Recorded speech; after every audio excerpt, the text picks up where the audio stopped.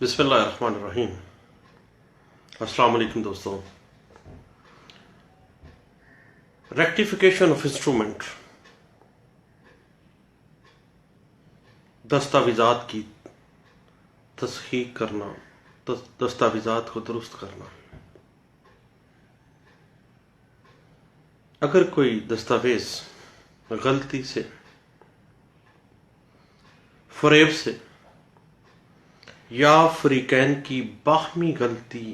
کی وجہ سے تیار ہو گئی ہے اور فریقین کا جو حقیقی مدعا تھا، جو وہ چاہتے تھے،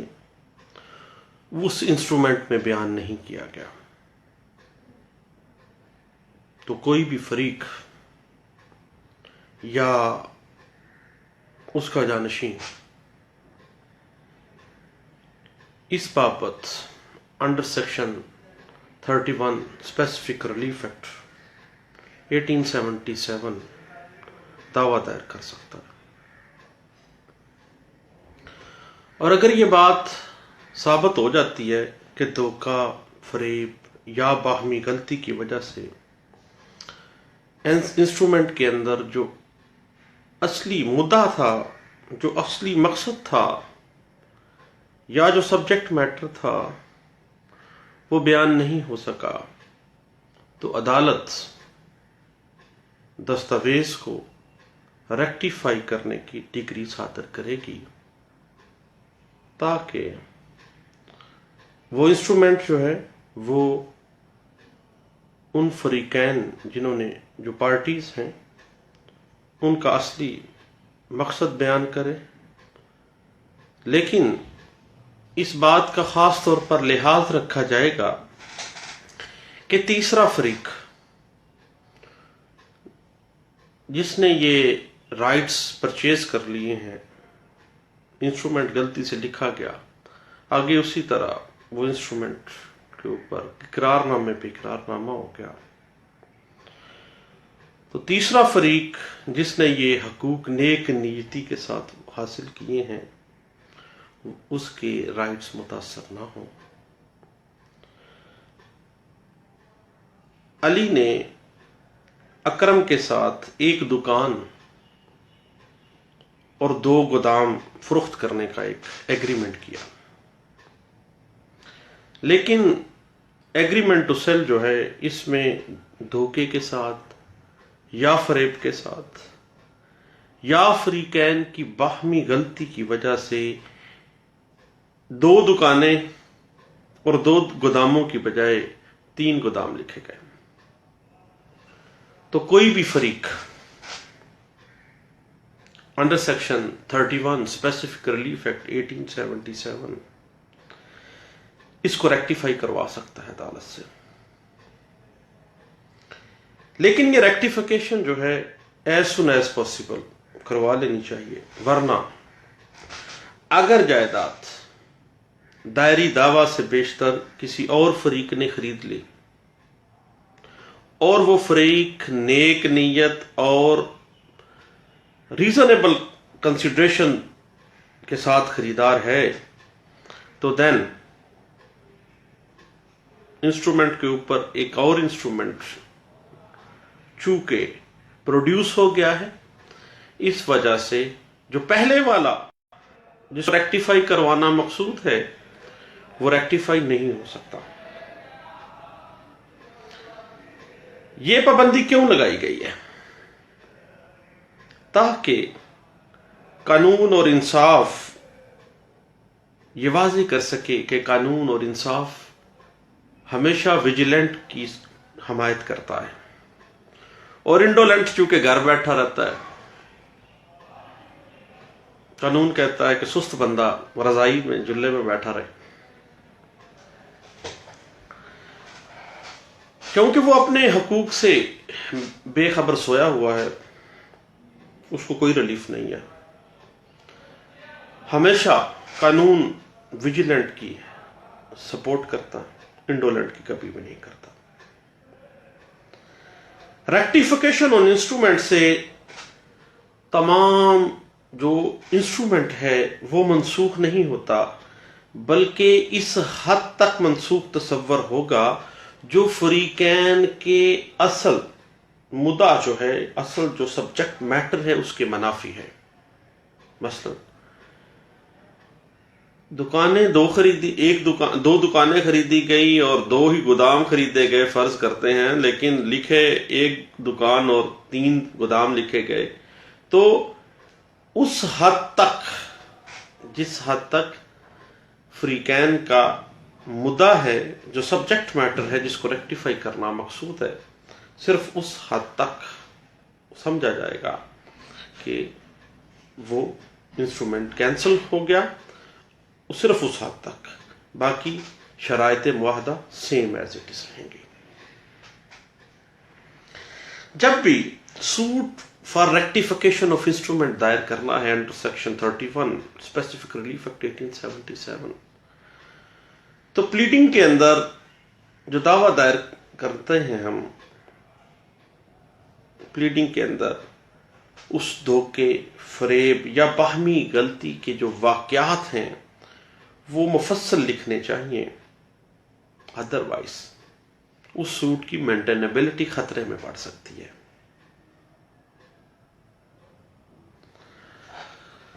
اور اگر یہ غلطی ایک سے زائد انسٹرومنٹس کے اندر ہو گئی ہے، مثلا دکانوں کا انسٹرومنٹ علیحدہ سے لکھا گیا، 2 دکانوں کا سودا تھا تو لکھی اس انسٹرومنٹ میں 3 گئیں، گوداموں کا سودا علیحدہ سے لکھا گیا، ایک اقرار نامہ پر یا بیع نامہ پروڈیوس کیا گیا، اس پہ بھی غلطی ہو گئی ہے، تو تمام جو ڈاکومنٹس ہیں وہ ریکٹیفائی کیے جا سکتے ہیں۔ لیکن اگر ان کے اوپر آگے سے کوئی انسٹرومنٹ پروڈیوس ہو جاتا ہے، دین پہلے والا قطعی صورت ریکٹیفائی نہیں ہوگا۔ فریقین کی اگر باہمی غلطی ہے تو دستاویز کی درستگی ہو سکتی ہے، اور اگر دائری دعویٰ سے پہلے یہ جائیداد کسی دیگر جگہ منتقل کی گئی اور خریدار ثانی جو ہے اس نے نیک نیتی کے ساتھ ود ریزنیبل کنسیڈریشن اس کو خریدا ہے، تو دین ریکٹیفائی نہیں ہوگا، کیونکہ وہ اس بندے نے 3 دکانوں کا اگر لکھا گیا ہے غلطی سے تو 3 دکانوں کے پیسے دے دیے ہیں، ریزنیبل کنسیڈریشن دے دی ہے۔ اب جو اس انسٹرومنٹ سے متاثرہ فریقین ہیں جن کو غلطی لگی ہے، یا دھوکہ لگا ہے، یا فریب لگا ہے، یا باہمی غلطی ہو گئی ہے، لکھتے وقت کوئی معاملہ غلط ہو گیا ہے، وہ فریقین، ان کے نمائندگان یا ان کے جانشین جو ہیں، ان کو سوٹ فائل کرنے کا، ریکٹیفیکیشن سوٹ فائل کرنے کا حق حاصل ہے۔ کسی اجنبی شخص کو، جو بندہ اس سے ریلیٹڈ ہی نہیں ہے، اس کو قطعی صورت کوئی حق حاصل نہیں ہے۔ سوٹ انڈر سیکشن 31 دعویٰ جو ہے ریکٹیفیکیشن آف انسٹرومنٹ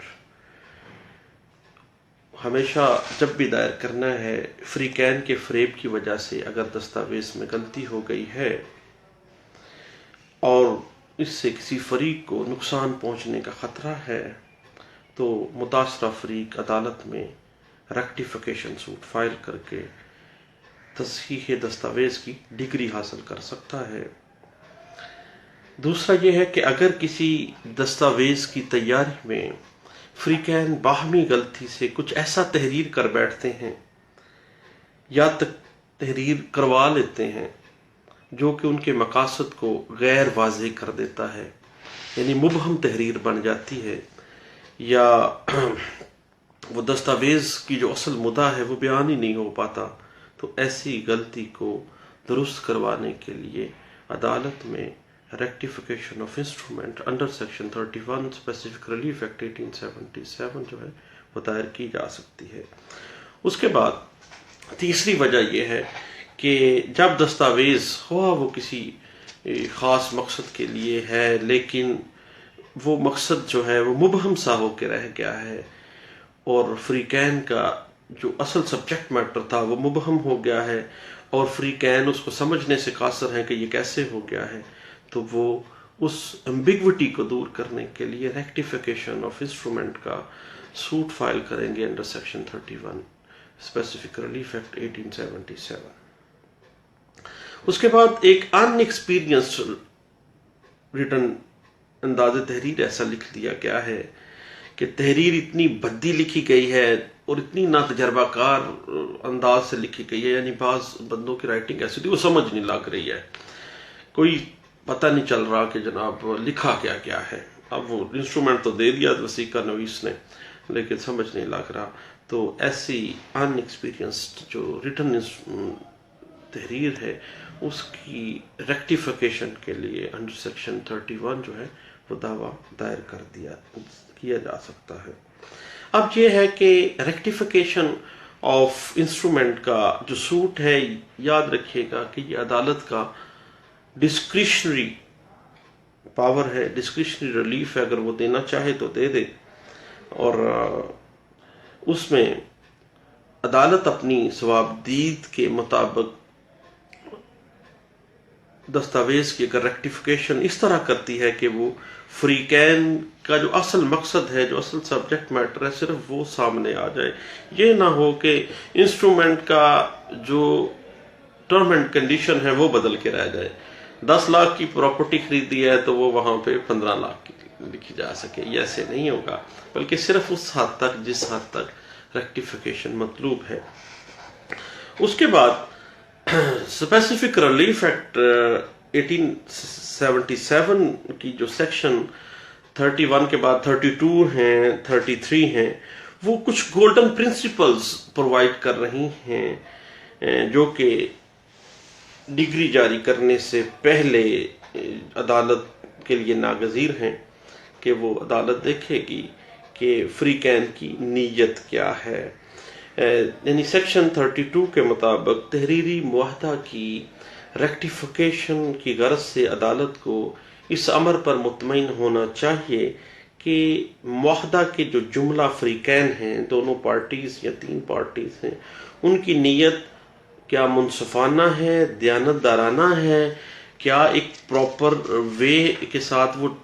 ایک لیگل انسٹرومنٹ ہوا ہے، لیگل کانٹریکٹ ہوا ہے، کیا وہ کنسیڈریشن ریزنیبل بھی تھی یا نہیں تھی، یہ تمام چیزیں سیکشن 32 کہتا ہے کہ عدالت کو مد نظر رکھنی پڑیں گی۔ اس کے بعد دوسرا جو ہے پرپز آف انسٹرومنٹ کو دیکھے گی عدالت، کہ وہ حالات کا اچھی طرح جائزہ لے، دیکھے کہ دستاویز تحریر کرنے کا اصل مقصد کیا تھا۔ اور تیسری چیز وہ یہ دیکھے گی کہ عدالت اس بات کی تحقیق کرے گی کہ فریقین کے لیے دستاویز جو ہے کن قانونی نتائج جو ہے، اگر اس کو ریکٹیفائی کیا جاتا ہے تو اس کے لیگل ریزلٹس کیا آئیں گے، فریقین کی پہلے مرضی کیا تھی، کیا وہ اخذ کرنا چاہتے تھے جو مسنگ ہو گئی، پھر اس کے بعد اگر ریکٹیفائی ہو جاتا ہے دین جو پارٹیز ہیں وہ ان کا لیگل ریزلٹ کیا حاصل کر سکتی ہیں، یہ چیز عدالت کو دیکھنی پڑے گی۔ اس کے بعد ان لمیٹڈ انویسٹیگیشن کا معاملہ آ جاتا ہے کہ عدالت فیصلہ ریکٹیفیکیشن آف انسٹرومنٹ کا کرنے سے پہلے جس طرح کی چاہے تفتیش تحقیق کر سکتی ہے تاکہ صحیح بنیادوں پر ریکٹیفیکیشن جو ہے وہ عمل میں لائی جا سکے۔ اس کے بعد سیکشن 34 کیا کہتا ہے؟ سیکشن 34 کہتا ہے کہ انسٹرومنٹ کی پہلے ریکٹیفیکیشن کی جا سکتی ہے، پھر اگر پلینٹف نے پرے کی ہے کہ اس کی ریکٹیفیکیشن کرتے ہوئے اس کی اسپیسیفک پرفارمنس بھی کر دی جائے تو دین عدالت اگر مناسب سمجھے، کیونکہ یہ ڈسکریشنری ریلیف ہے، عدالت سے مناسب سمجھے تو اس کی جو اسپیسیفک انفورسمنٹ ہے اس انسٹرومنٹ کی وہ بھی کروا سکتی ہے۔ ٹھیک ہے جی۔ اور دوستو اب معاملہ آ جاتا ہے کورٹ فیس کا، کہ ریکٹیفیکیشن آف انسٹرومنٹ کے جو سوٹس ہیں under section 31 specific relief act 1877 اس پہ کورٹ فیس کیا لگنی ہے۔ تو دوستو سالم مالیت جائیداد پر کورٹ فیس نہیں لگتی، جتنی ریکٹیفیکیشن کے بعد جتنی جائیداد کا پلینٹف کو فائدہ پہنچنا ہے، مثلا جتنا اس کو لیگل ریزلٹ کے حساب سے فائدہ پہنچ رہا ہے، اس کی مالیت کے مطابق انڈر آرٹیکل 1 شیڈول 1 جو ہے کورٹ فیس لگے گی. اس کے بعد لمیٹیشن کے حوالے سے ہے کہ انڈر آرٹیکل 95 اینڈ 96 ہے لمیٹیشن ایکٹ 1908. جب بھی فریب، دھوکہ یا باہمی غلطی کا پتہ چل گیا تو ود ان 3 سال کے اندر جو ہے وہ اس کی rectification under section 31 suit file کر کے کروائی جا سکتی ہے. اور اگر انسٹرومنٹ ہی باطل ہے، وائڈ ہے انسٹرومنٹ، ٹھیک ہے جی، تو دین اس کی کوئی ایسے معاملہ ہی نہیں ہے. اور اس وائڈ ایگریمنٹ میں اگر کچھ ایسے معاملات ہیں جن کو انفورس بھی کروایا جا سکتا ہے یا اس کی ریکٹیفیکیشن ہو سکتی ہے، تو بعض وجوہات کی بنا پر اس کی جو لمیٹیشن ہے وہ under article 120 limitation act 1908 apply ہوگا اور وہ 6 سال تک لمیٹیشن چلی جائے گی. تو یہ چند باتیں تھی section 31 rectification of instrument suits کے حوالے سے. میں نے سوچا اپنے دوستوں سے بھی شیئر کرنا چاہیے. Thank you. اللہ حافظ.